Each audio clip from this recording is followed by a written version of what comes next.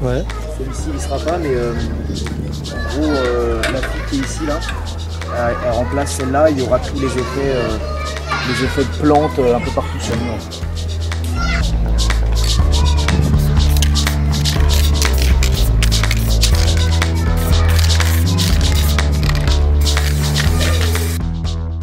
Alors je me présente, moi c'est Alexandre Opar-Montero, je viens de la banlieue sud de Paris. J'ai démarré le graffiti il y a maintenant 12-13 ans à peu près. J'ai démarré par voilà, le graffiti classique de la lettre et après au fur et à mesure des années j'ai développé un style un peu abstrait et graphique. Et je me suis mis au portrait et à la couleur il y a maintenant 5-6 ans quoi.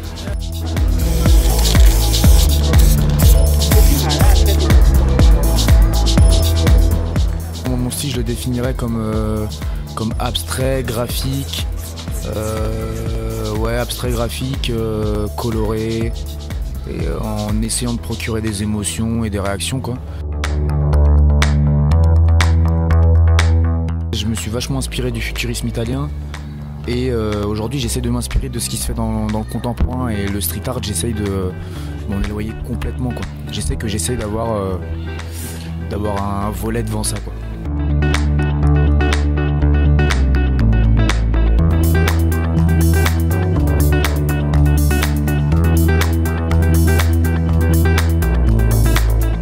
Alors les 3 photos, c'est des femmes croisées en voyage et un des visages, c'est un portrait qu'on m'a envoyé.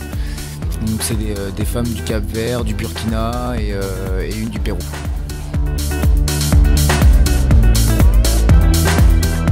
Alors pourquoi autant de femmes sur les portraits?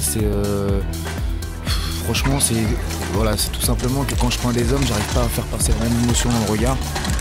Je sais pas pourquoi. Pourtant j'ai déjà fait des bonhommes, hein, c'est pas un problème, hein, mais c'est juste que j'arrive pas à développer du tout les mêmes sensations au niveau du regard. Et voilà, je trouve qu'il y a quelque chose de très féminin, même hors que ce soit des portraits féminins, il y a quelque chose de très féminin dans les peintures, c'est peut-être les couleurs. J'utilise énormément de couleurs. Et du coup, de rajouter des portraits féminins, ça apporte quelque chose de peut-être plus doux et plus sensuel, je sais pas. Et des planctons. En veux-tu, en voilà. Et des saumons rouges surgissant de l'au-delà. Les méduses amères. Alors je travaille beaucoup avec Nicolas Giquel, qui est un artiste qui me suit moi, Brock, Alex, Aibi, Nezdim. On a un petit groupe de potes et il nous a suivis sur pratiquement toutes nos peintures. C'est un gros passionné de photos et d'art. Et c'est aussi un mec du graffiti, et donc du coup il connaît ce sujet. Et du coup j'aime beaucoup bosser avec lui, et du coup parfois je m'inspire des photos, il m'envoie des photos de ce qu'il a fait que je pourrais reproduire en rue ou sur tableau. Et il y a aussi une autre photographe, c'est Salomé, et en fait c'est une fille que j'ai connue qui sortait d'école de photo. Et pareil, elle, je m'inspire vraiment de ses photos, beaucoup de portraits de femmes aussi, de nus et autres.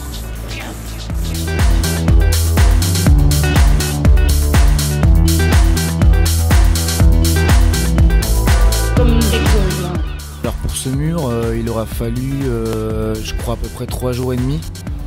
Mais c'est pas tellement représentatif, ça veut dire que ça, un mur comme ça, normalement dans un entrepôt désaffecté ou dans un lieu calme, vers chez moi, etc., c'est tombé en une journée complète. Par exemple un bon 12 heures de travail. Le truc c'est qu'on est en pleine rue, on est à côté d'une école, il y avait un projet de partager cette peinture avec les gens. Donc du coup j'ai perdu pas mal de temps, mais c'était pas forcément négatif, au contraire j'ai réussi à finir dans les temps et j'ai pu aussi partager un moment avec les habitants.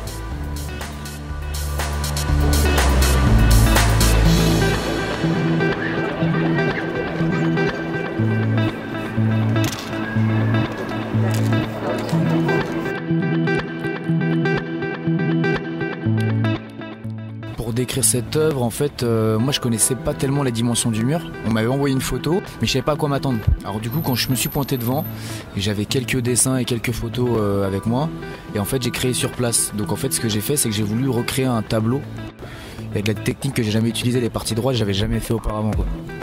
En avançant vers la gauche, il y a des portraits qui sont en train de se créer et sortir de ces tâches abstraites.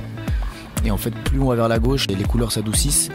Et du coup, on termine par un visage très pur et un fond gris complet